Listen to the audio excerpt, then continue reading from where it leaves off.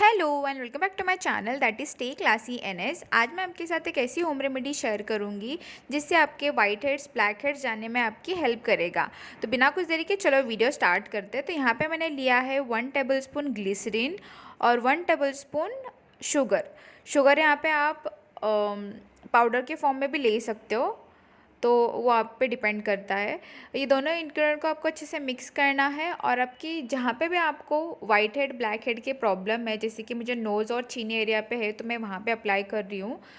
ये थोड़ा सा वार्मथ आपको देगा, थोड़ा सा गर्माहट आपको महसूस होगा इसको यूज़ करने के बाद, बिकॉज़ ये ग्लिसरीन है। तो 1 से 2 मिनट के आपको जस्ट नॉर्मल आपको रब करना है, जैसे हम स्क्रब करते हैं वैसे ही। उसके बाद आप फेस वॉश कर सकते हो और इसका फर्स्ट यूज़ में ही आपको डिफरेंस पता चलेगा। आई होप ये होम रेमेडी आपको अच्छी लगी हो। अगर लगी हो तो प्लीज़ मेरे वीडियो को लाइक करना, शेयर करना, सब्सक्राइब करना ना भूलें। मैं मिलती हूँ मेरे नेक्स्ट वीडियो में। Till then take care, bye bye.